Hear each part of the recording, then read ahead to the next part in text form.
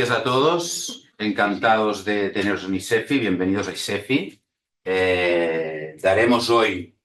Empezaremos el técnico en operativa bursátil, que es una de las titulaciones que damos en la escuela, y empezaremos con esta primera clase que será introductoria sobre las diferentes estrategias y herramientas en mercados. Luego, en posteriores clases ya iremos desarrollando cada uno de los temas. Por favor, sentiros libres de preguntar cuando queráis durante la clase. No esperéis a que acabe toda la parte explicativa, sino que si hay cualquier duda, levantáis la mano y preguntáis. Tenemos también alumnos que están online. ¿Se escucha bien a través de streaming? Hola Robert, sí, se Oh, escucha perfecto. muy bien, gracias Andrés. Y nada, antes de empezar, sí que deciros que ISEFI, hoy que es la primera clase, pues que sepáis que es una escuela de negocios con ya una larga trayectoria en Barcelona, formando sobre todo a profesionales del sector, centro homologado por EFPA España. Pero al mismo tiempo, a pesar de tener pues, bueno, este reconocimiento y ser una escuela conocida en Barcelona, en Cataluña, somos una escuela muy familiar, muy cercana. Es decir, sobre todo durante todo el curso, yo os dejo, de hecho os lo enseño ya, os pongo aquí mi email, rcasajuana@slm-medioafi.es. Si tenéis cualquier duda cuando estudiáis lo que hemos dado en clase, me mandáis un email y yo estaré encantado de responderos. Aprovechar estos recursos. Todos los profesores que daremos esta titulación somos profesionales en activo en el sector financiero, por lo cual aprovechar, porque nosotros pues, estamos encantados cuando hay ese interés, esa inquietud de mejorar y de entender bien todo lo que vamos explicando en las clases. Antes de entrar ya en materia, me presento, que estoy aquí hablando y aún no me he presentado. Yo me llamo Robert Casajuana, soy economista por la Universidad de Barcelona y máster en Relaciones Internacionales por la University of London. Llevo ya casi 30 años en el sector financiero. He tenido la suerte o la desgracia de ver eventos en mercados como la crisis de Lehman Brothers, la explosión de la burbuja de las .com a principios del 2000. Es decir, he visto momentos buenos de exuberancia irracional de los mercados y momentos de un pesimismo también muy elevado que parecía que el mundo se acababa en mercados financieros. De hecho, creo que en la crisis de 2007-2008 y todo lo que vino luego, estuvimos muy cerca del colapso del sistema financiero internacional, pero hubo una serie de actuaciones muy rápidas de los bancos centrales y liderados por la Fed americana, y ahí conseguimos establecer otra vez o equilibrar el sector financiero, porque realmente estaba ya afectando a la economía real. Como os decía, llevo casi 30 años en esto.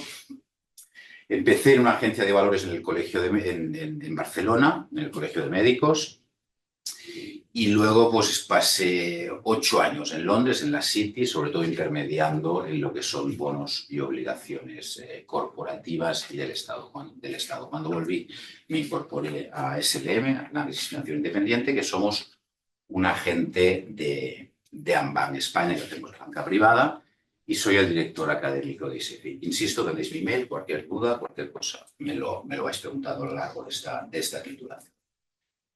¿Alguna duda, alguna pregunta? Vamos entrando en materia. Cuando hablamos en esta primera clase, esta primera parte más introductoria, lo que me gustaría es que tuvierais bien claro la estructura principal para los mercados financieros, porque los mercados financieros, igual que en otras profesiones, en otras industrias, hay muchos subsectores. Dentro de la economía, pues hay la parte de mercados financieros. Dentro de mercados financieros, pues tenemos la parte de divisas, la parte de materias primas, la parte de renta variable, la parte de renta fija. Es decir, hay muchísimas áreas de especialización y es interesante que cuando terminemos toda esta titulación, pues entendamos bien la parte que haremos nosotros, que es la más relacionada con la bolsa y todo lo relacionado con este mercado organizado. Entonces, las herramientas que tenemos principales para intentar llegar a los mercados como profesionales o como inversores privados es el análisis técnico, el análisis fundamental y el análisis macro. Yo siempre digo que la macro suele ser la gran olvidada de los mercados financieros y para mí es una de las áreas fundamentales para entender el entorno donde vamos a movernos y donde vamos a mover nuestro capital. Y estas tres herramientas, en función de cómo las combinemos, tenemos dos estrategias diferentes para combinarlas, ¿eh? La estrategia top-down y la bottom-up, que vamos a ver a continuación. La idea es que de estas tres herramientas, la macro, el fundamental y el técnico, que ahora os explicaré qué es cada una de ellas, si hacemos una estrategia top-down, sobre todo nosotros lo que le damos importancia o lo que le damos la prioridad principal es al entorno y al escenario macroeconómico que tenemos en cada momento en la economía y en los mercados financieros. Al final, los mercados financieros, pensar que lo que hacen es reflejar con los precios de los activos financieros cotizados lo que pasa en la economía real. Lo que pasa es que lo hace de manera anticipada. Nosotros puede ser que estemos aún en recesión económica en la economía real, pero los mercados financieros estén empezando ya a repuntar en precio, a subir. Es porque está anticipando. Normalmente anticipa de 3 trimestres a 4 trimestres. Estamos hablando 9, 12 meses, lo que sucederá luego en la economía real. No siempre acierta, la bolsa y los mercados financieros, no siempre aciertan, porque hay momentos en que hay pues una volatilidad elevada. La volatilidad en mercados financieros la medimos con un indicador que se llama VIX, que lo emite el Chicago Board of Trades, que es un mercado, el mercado más importante de derivados que está en Chicago, en Estados Unidos, y ese VIX pues nos muestra la volatilidad de los mercados. En función de eso, pues hay momentos en que la bolsa acierta más o acierta menos, pero intenta siempre reflejar lo que pasa en la economía real. Entonces, en la macro, lo que intentamos es entender en qué momento estamos. Si estamos en momentos de tipos de interés elevados y política monetaria restrictiva, en momentos de inflaciones desbocadas o deflaciones, como sufrió Japón en la década de los 90. Si tenemos unos momentos, por ejemplo, de comercio internacional, importaciones y exportaciones, el sector exterior bajando o subiendo. Por ejemplo, no hace mucho hemos tenido el dato de importaciones alemanas, que es un país muy abierto, una economía muy abierta, y han sido decepcionantes pues, por el lado de las importaciones. Han sido menores de lo que es habitual en una economía tan abierta como la alemana. Es decir, es entender ese terreno de juego. Yo siempre hago este símil, perdonad, yo soy muy futbolero, si a alguien no le gusta el fútbol pido disculpas en anticipado, pero el mejor jugador del mundo, que es Messi, no Cristiano Ronaldo o Mbappé, es Messi, yo soy socio del Barça, pues no es lo mismo que juegue en el Camp Nou, bueno, lo que será Spotify Camp Nou, con una hierba bien cortadita, un estadio, un campo de unas dimensiones muy grandes, la hierba bien regada, el público animándolo. Aunque es el mismo jugador, aunque es la misma empresa, probablemente su desempeño en el Spotify Camp Nou será mejor que si juega con todo el respeto del mundo en el campo de los pajaritos. Un campo estrecho, con la hierba alta, con barro probablemente, con la gente muy encima. Eso es la macro. En este símil, perdonad, futbolístico, explica muy bien lo que es la macro. La macro es el entorno donde se mueven las empresas. A una macro mejor van a funcionar las empresas. Otro ejemplo, a mí me gusta, soy un poco pesado explicando historias, un poco como historias de la Biblia, me gusta explicarlo, pero creo que va bien para entenderlo. Yo cuando estaba en Londres vino, más o menos fue en el mismo periodo, Banco Santander y un banco alemán. En Alemania también hay las cajas, se conocen como Landesbank, son unas cajitas que están en los diferentes landers alemanes, y vinieron a emitir bonos. ¿Bonos para qué? Para financiarse. En función de la solvencia de estos emisores, pues les tienes que ofrecer un rendimiento mayor o menor a los inversores. Por lo cual, estaremos de acuerdo. El Landesbank no me acuerdo cuál era exactamente, pero era una cajita de unas dimensiones pequeñas, alemana, comparada con Santander. Santander es uno de los principales bancos de Europa, con un músculo financiero importantísimo, con un balance sólido. Y a la hora de emitir estos bonos, resulta, estamos hablando de después de la caída de Lehman Brothers, estamos hablando de 2010, 2011, resulta que Santander, para atraer inversores, tuvo que dar un tipo de interés, un cupón, en los bonos lo conocemos como cupón, mayor del que tuvo que pagar el Landesbank alemán. El mundo al revés, una entidad mucho menos sólida, ¿cómo consigue financiarse a un tipo menor que el Santander? Por la macro. Por lo que mucha gente olvida en los mercados financieros, por la macro. porque en ese momento la situación macroeconómica de España era desastrosa, era un momento, acordaros, cuando la prima de riesgo y demás, y entonces la macro es lo que afectó y fue la causa principal de que Santander se tuviera que financiar a unos tipos más elevados. Esto es un ejemplo muy claro de la importancia de la macro, por lo cual en la top-down le damos importancia a la macro. ¿Solo a la macro? No. Después de la macro, que vemos dónde creemos que hay una situación macroeconómica interesante, qué zonas geográficas en el mundo están en un momento de crecimiento y con unas cifras económicas equilibradas y saneadas, vamos al análisis fundamental. El análisis fundamental, que luego lo veremos, básicamente es intentar identificar la situación económico-financiera ya de los participantes de este circo, que son los mercados financieros, que son las empresas. Es ver pues, cómo está la cuenta de resultados, cómo está el rendimiento neto, cómo está el margen, cómo está el endeudamiento, cómo está el fondo de maniobra, cómo está la posición de caja. Es entender cómo está la situación realmente de la sociedad para darle un valor teórico, lo que llamamos el valor fundamental. Y finalmente, lo que menos importancia le da en la estrategia top-down es al técnico. El análisis técnico es cuando ya entramos a analizar los gráficos históricos de cotización de un activo financiero y nos sirve para ver el momento. Yo siempre digo que la macro nos sirve para decir dónde invertir, en qué zona geográfica, el fundamental, en qué invertir, las empresas específicas, y el análisis técnico, cuándo invertir. Si utilizamos esta norma, digamos, o esta regla, pues nos irá bien en mercados financieros porque todo tiene mucho sentido común y vamos paso a paso. Esto, insisto, en la estrategia top-down. Podemos tener la estrategia bottom-up. La estrategia bottom-up, o también conocida más como stock picking, se fija sobre todo en el análisis técnico. Se fija en cómo está la cotización de un valor concreto. Por ejemplo, pues no sé, veo las acciones de Repsol y veo que respecto a la media de los últimos 5 años están muy por debajo. Hago un análisis técnico, luego os enseñaré un ejemplo, y creo que están para comprar.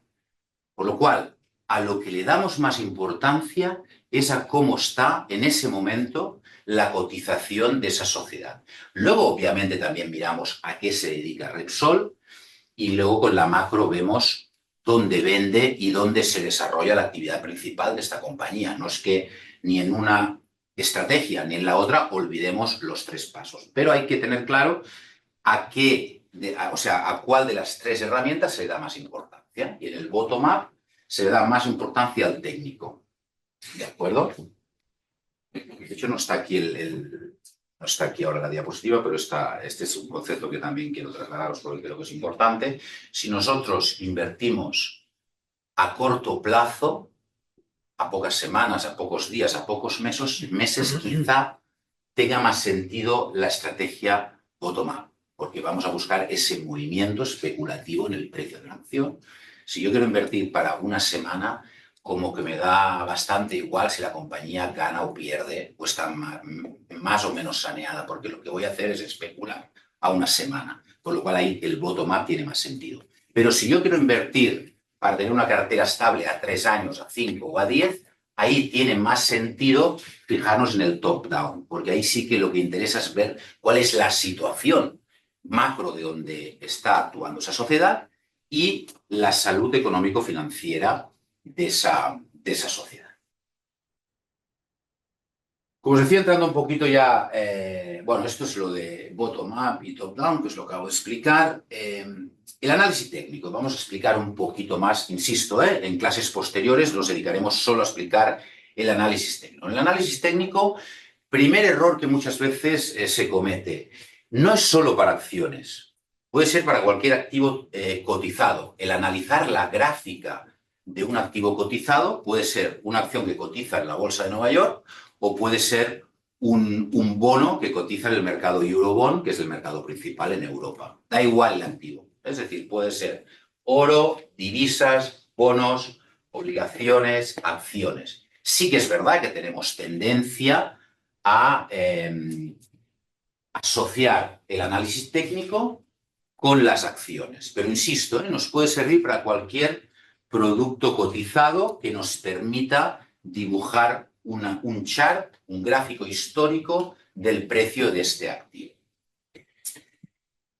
Sobre todo hay muchos instrumentos dentro del análisis técnico, pero como idea ahora y para luego desarrollarla más adelante, tenemos que tener en cuenta que por un lado tenemos el chart, que es el histórico, el gráfico con las cotizaciones del valor, y luego tenemos lo que llamamos osciladores, que son como unos estadísticos, unas ecuaciones estadísticas que nos dan una serie de valores que, complementados a lo que vemos en el gráfico, nos ayudan a tomar decisiones. Al final, el análisis técnico lo que intenta es anticipar lo que va a suceder con ese valor en bolsa. Si nosotros compramos a largo, es decir, a largo quiere decir que compramos para que suba el valor, tenemos que buscar ese punto en el que creemos que es zona de compra y que el valor no va a bajar más. Si somos especuladores natos y queremos ganar dinero apostando a la baja, es lo que se llaman operaciones en corto, lo explicaremos más adelante con más detalle, tengo que buscar el punto más alto para ponerme vendido y con la bajada del valor ganar dinero. Para eso es muy útil el análisis técnico. Otro aspecto, otra pincelada importante dentro del análisis técnico, el volumen. A veces yo veo gráficos, incluso de algún profesional que analiza un gráfico en algún periódico de un valor y no pone el volumen. El volumen es importantísimo porque nos permite ver cuál es la liquidez y realmente si está viva o no viva esa compañía en cuanto a cotización diaria. Hay compañías del segundo mercado español, el MAP, bueno, se llamaba MAP, ahora se llama de otra manera, pero nos entendemos todos con MAP, que sí que ves la gráfica, que sí que ves las cotizaciones y vas viendo cómo se dibuja, pero la liquidez es muy baja, el volumen es muy bajo. Por lo cual, muy importante que en cualquier gráfico para hacer análisis técnico tengamos, que luego lo veremos en el ejemplo, el gráfico de lo que es los precios de ese activo y debajo, que es un diagrama de barras, el volumen. No podemos entender un gráfico de análisis técnico sin el volumen debajo. Comentaba el análisis de chart, el análisis de los osciladores para que empiece a sonaros. Por ejemplo, hay el MACD, el RSI 14, el Momentum, el ADX, el estocástico, hay muchísimos. También otro aspecto importante a tener en cuenta y para ser sincero, honesto y transparente, porque hay muchas escuelas de negocio que parece que conociendo el análisis técnico pues nos vamos a hacer ricos y no es así, porque el análisis técnico, hay que explicarlo de manera clara, nos ayuda a tomar decisiones, pero no es infalible. El análisis técnico, que tengáis en cuenta que alrededor de un 25-30% de las veces nos induce a error. Es decir, de cada 10 decisiones tomadas siguiendo el análisis técnico, pues 7,5, 7, 8 serán correctas, pero tenemos esas 2, 2,5, 3 que nos inducirán a ese error. Es importante que cuando nos falla el análisis técnico, porque no es infalible, y que nos diga que tiene un método infalible para invertir en bolsa y para hacer trading, que siempre va a ganar dinero, es sencillamente mentira, es mentira. Hay mucho encantador de serpientes en todo el tema de los mercados financieros y del trading, y eso es mentira, porque ni el premio Nobel, que en su momento hubo un premio Nobel que tenía un algoritmo que le permitía, a través de un fondo de inversión que estableció en Nueva York, y durante mucho tiempo con ese algoritmo, insisto, eran dos premios Nobel, se hicieron este fondo de inversión, y tenía un algoritmo que funcionó, y funcionó durante mucho tiempo. Pero hubo un día que se produjo ese cisne negro o el rare event, que nos dice Taleb, grandísimo conocedor de los mercados financieros, cuando se produce ese evento raro, ese evento inesperado, ese cisne negro, todos estos algoritmos y todas estas estructuras y programas, pues se van al garete, con todo el respeto. Y sucedió también aquí con estos dos premios Nobel y este fondo tuvo que cerrar. Imaginaros, pues gente con menos background en mercados, pues sí puede asegurar que siempre vas a ganar dinero. No es así. ¿Por qué? Porque como os decía, pues hay un cierto margen de error y ese error puede suceder. Sí que es cierto que cuando el análisis técnico nos induce a ese margen de error o nos lleva a ese error, hay que intentar minimizar el impacto de ese error en nuestra cartera. Si a mí me hace comprar el análisis técnico un valor que al cabo de pocos días está bajando un 10%, a lo mejor tengo que plantearme cortar las pérdidas y venderlo, porque el coste de oportunidad de mantener ese valor perdiendo un 10 o que puede perder más, a lo mejor es demasiado alto para seguirlo manteniendo en cartera. Eso no significa que nos induza a, digamos, a tomar decisiones precipitadas, pero sí que cuando vemos que ha habido un error, analicemos bien si nos conviene más mantener ese activo en cartera que nos está dañando su rendimiento o sacarlo de la cartera. Eso también es un tema importante. Aquí hay un ejemplo.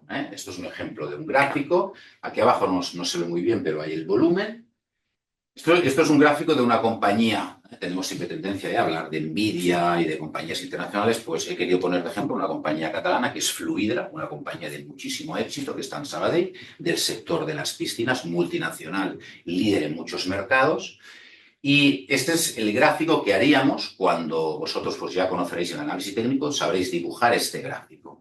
Esto es un gráfico de velas japonesas. Las velas japonesas lo veremos con más detalle, pero tener en cuenta que nos da una información muy importante. Cada día una vela japonesa en una sesión nos da el máximo, el mínimo, la apertura y el cierre, por lo cual tenemos 4 valores por sesión. Si tuviéramos un gráfico solo de líneas, tendríamos que unir solo un dato por sesión, que es el precio de cierre. Las velas japonesas nos dicen el máximo, el mínimo, la apertura y el cierre, y además, en función de si la vela es, en este caso, por ejemplo, en el protocolo de estos de Bloomberg, el software financiero de Bloomberg, pues si es de color azul ha sido un día bajista, y si es de color blanco ha sido un día alcista. ¿De acuerdo?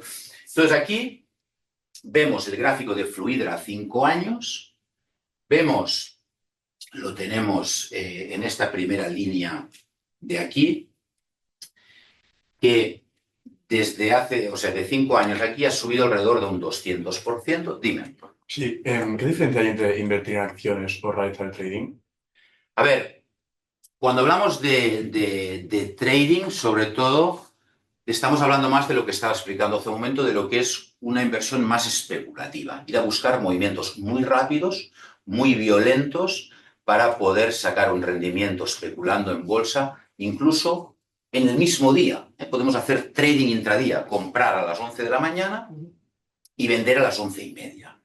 No tiene que ser el trading solo intradía, puede ser en varios días o en varias semanas. Pero la idea de trading es buscar ese rendimiento más a corto plazo. La inversión en acciones, digamos, más para carteras de banca privada, que yo digo patrimonialistas, para ir construyendo una cartera que incluso nos puede dar un dividendo, es ir confeccionando una cartera, también utilizando el técnico, atención, pero más a medio y largo plazo. ¿Entendido? Perfecto. Entonces, como os decía, pues desde hace 5 años ahora, pues ha subido un 200% más o menos, y en poco tiempo esto fue... Espera, a ver si puedo apartar esto, porque... Aquí.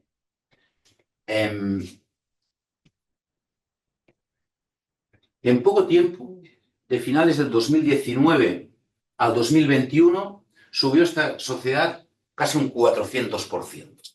Fluidra. Fluidra yo creo que es una compañía que durante mucho tiempo ha pasado desapercibida del radar de los inversores, y es una compañía pues, con un potencial de crecimiento por su presencia internacional muy importante. A partir de esos máximos, que os digo, es un 400%, que es a finales del 2021 aproximadamente, empieza una lenta decadencia que coincide con el terrorífico año 2022, que lo recordaréis por las subidas de tipos, la invasión rusa de Ucrania y demás. Y vemos la bajada. Aquí, por ejemplo, esta línea que veis de color verde es una línea que yo he marcado de la tendencia bajista a partir de ese momento. La otra línea, que es blanca, que tiene más ángulo, pues lo mismo, es la tendencia bajista que nos está marcando. Es una resistencia en la bajada que nos dice que no consigue remontar el vuelo y seguirá en esa línea. Hasta que, a finales del 2022 y ya durante todo el 23 y lo que llevamos del 24, tiene ese punto de inflexión. El técnico busca anticipar ese punto de inflexión y comprar por esta zona. No es fácil, pero muchas veces ayuda y nos lleva a esa decisión correcta.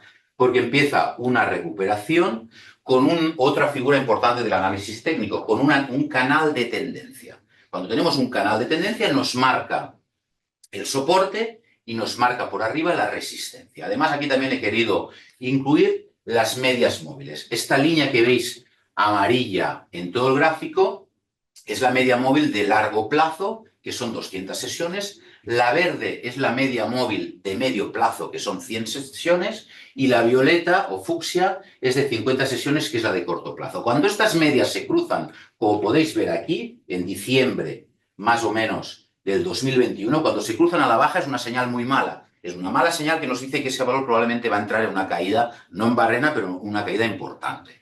Igual que cuando sucede lo contrario, a partir de, fijaros, de esta recuperación, fijaros cómo las medias, aquí ya cruza en más o menos diciembre del 22, cruza la de corto con la de medio, y luego más tarde con la de largo. Bueno, eso os he dado 4 pinceladas, pero sepáis que esto lo vamos a desarrollar más adelante en otras clases y es divertido y creo que lo vamos a ver. Entremos ahora en el análisis fundamental. El análisis fundamental, como os decía, es analizar los estados financieros de una sociedad, la cuenta de resultados, el balance de situación y la memoria para entender cuál es la salud económico-financiera. ¿Por qué? Porque conociendo bien el balance, nosotros podemos sacar lo que llamamos el valor intrínseco o el valor fundamental, el valor contable, el valor que tiene la sociedad. ¿Por qué nos interesa tanto? Porque puede ser que en bolsa ese valor esté cotizando a 10 euros por acción y el valor contable sea de 15. Es decir, estamos comprando, si vamos a bolsa, pues con un descuento del 50%. Una cosa que sabemos que por balances, por contabilidad, vale 15, en bolsa lo podemos comprar a 10. O al revés. Por lo cual es muy interesante tener siempre el valor fundamental para irlo comparando con la cotización que hay en la bolsa, ¿no? En los mercados financieros. Para conseguir ese valor de la compañía tenemos dos maneras o dos principales avenidas para hacerlo, ¿no? Lo que son los métodos estáticos, que es coger el balance de situación y ver cuánto tenemos de patrimonio neto, o los dinámicos, que son con los descuentos de flujos de caja. Es decir, es ver lo que creo que me va a aportar de cash flow esa sociedad en los próximos 5 años y hacer un valor actual neto a día de hoy para ver la valoración que tiene la sociedad. Son las dos grandes maneras para ver el valor fundamental. Y, insisto, y siempre lo tenemos que comparar con el valor en bolsa. ¿De acuerdo? Aquí no voy a estar mucho rato porque me parece que voy un poco fuera de tiempo, pero aquí tenemos un ejemplo de lo que, en este caso también continuamos con el mismo caso práctico, el de Fluidra, a 31 del 12 de 2023, cómo era su balance y también tenemos algún dato de su cuenta de resultados.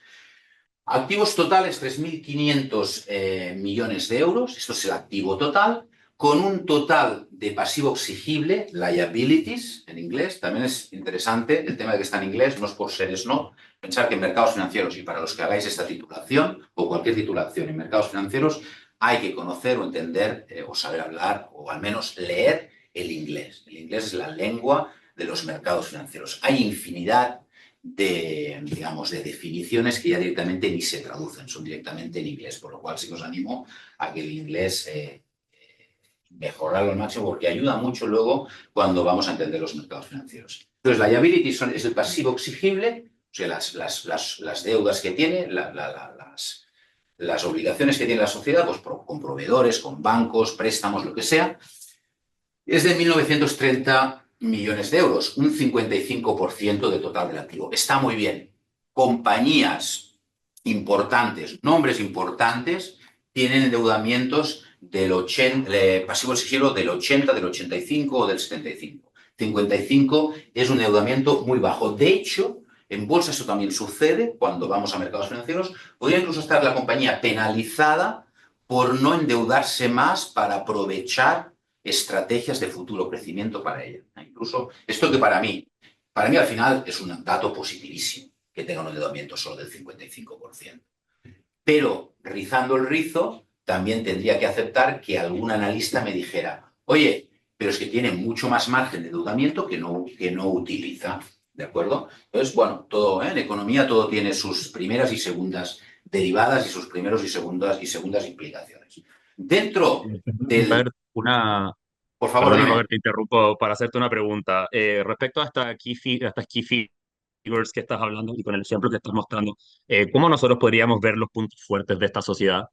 Mira, los puntos fuertes de esta sociedad, Andrés, son que el primero es que está poco endeudada, que dentro del endeudamiento a corto plazo está el 13,4% del activo y el 41,7% a largo plazo, por lo cual sus activos corrientes, lo que llamamos el realizable, caja, existencias y clientes a cobrar, son del 23,5% del activo, es decir, 824 millones de euros.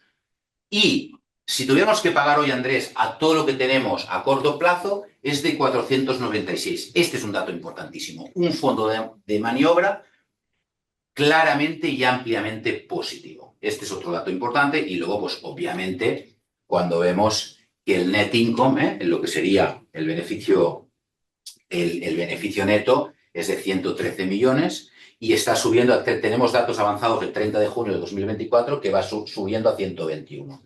O sea que todo muy positivo desde el punto de vista fundamental, pero atención, aquí es donde quizá tendríamos que utilizar el técnico. Si yo quiero ir a comprarla en bolsa, tengo que ver que la capitalización bursátil ahora mismo, bueno, al 30 de junio del 2024, es 2,86 veces su valor en libros. ¿Qué quiere decir? Que estamos pagando 2,86 veces su valor en libros. Está algo cara en mercados, bueno, bastante cara en mercados. Aquí obviamente siempre hay la duda de decir, oye, sé que está cara, pero sí creo que tiene mucho recorrido, pues la compro y sé que está cara. Pero que seamos muy conscientes que el mercado ha identificado estos buenos números fundamentales que hemos dicho y por eso actualmente está bastante a precios elevados. ¿Se ha entendido, Andrés? Sí, Robert, perfecto, clarísimo. Muchas gracias por la explicación. Sí. Y finalmente, con esto terminaremos, 4 pinceladas también de Lama.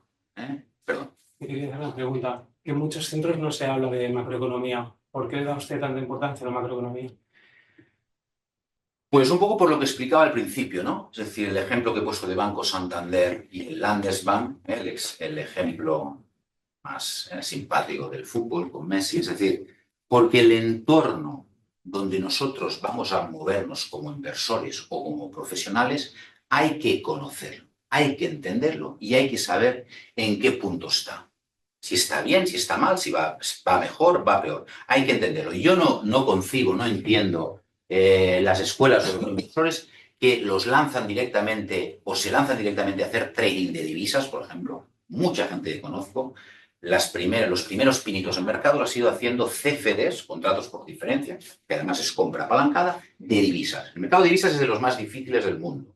Porque el mercado de divisas tienes que entender la situación macro de un país y del otro, del par, ¿no? Si tú compras libra, corona, bueno, lo que sea, corona noruega, pues tienes que conocer las dos situaciones.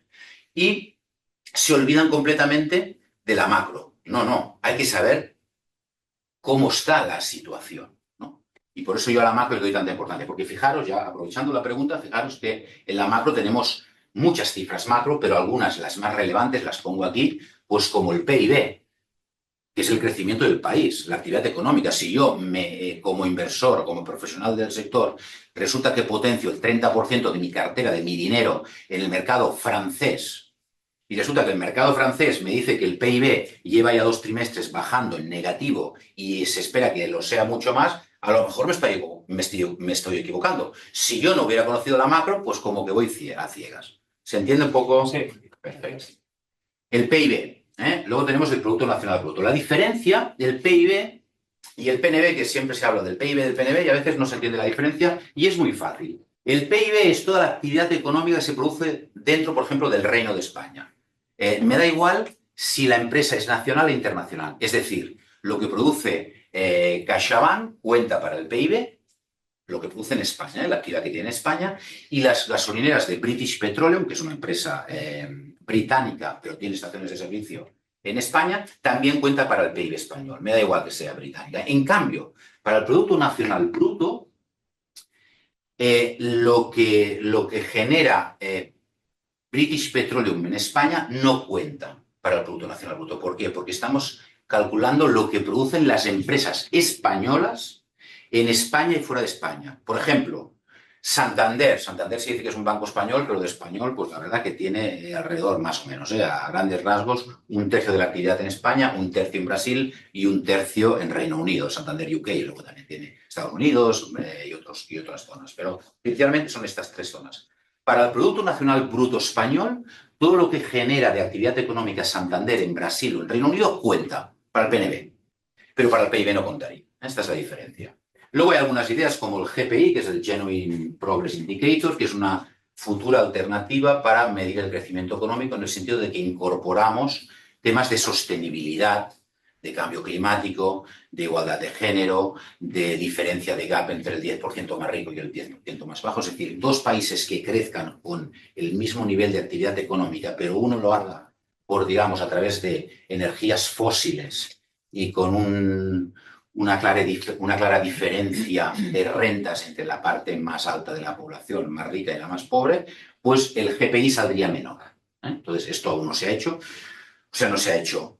Esto lo sacó la Universidad de Maryland y se utiliza en ese estado. A lo mejor yo esto lo vengo explicando hace muchos años. SEPI no acaba de incorporarse a otras economías importantes, pero algún día a lo mejor también se incorpora, porque hoy en día, a diferencia de los años 70 o de los años 80, que era crecer, da igual cómo, ahora también es importante saber cómo se crece. El déficit público, cuando un país gasta más de lo que ingresa, que son la mayoría, pues incurren en un déficit. Para financiar ese déficit hay que endeudarse, con deuda pública, para poder pagar ese gastar más de lo que ingresas. Los tipos de interés, para saber cómo está la política monetaria y lo que van a dar también nuestros ahorros o nuestro pasivo, lo que nos va a costar. Eso es la política monetaria. La inflación, importantísima. Estábamos muy bien acostumbrados en Europa con una inflación muy estable, y vimos a través, sobre todo a partir de la COVID y de la invasión rusa de Ucrania, que también en Europa o en el mundo occidental podíamos llegar otra vez a 2 dígitos de inflación. No es el casi 30% que el pobre Adolfo Suárez tenía de inflación cuando el periodo de la transición era concretamente un 26%, pero sí que recientemente, hace un año o 2 años, hemos llegado a 12, a 13 y a 14 en el mundo occidental. Y luego la tasa de desempleo, aquí en España desgraciadamente pues siempre queda bastante mal en la foto, y la balanza comercial, que nos da un poco la idea, ¿no?, de lo que sería el sector exterior. Esto, insisto, os he dado las pinceladas, pero eso es la macro, porque no es lo mismo invertir en un país con mucho paro, con una deuda altísima y con unos tipos de interés altísimos, que en otro donde hay una estabilidad presupuestaria y una estabilidad de las cifras macro. En Europa, los países de la zona euro tienen que cumplir con el Pacto de Estabilidad y Desarrollo, que quiere que todas tengan un equilibrio de estabilidad en sus cuentas públicas. Y por último, y con eso termino la clase, un ejemplo muy importante, ¿no?, para la pregunta que me hacías antes. A nivel macro, pues a nivel macro una parte importante es la política monetaria. La política monetaria, esto es un gráfico muy interesante en que nos dice, a una encuesta hecha a muchos economistas de Bloomberg, que Bloomberg es el software financiero.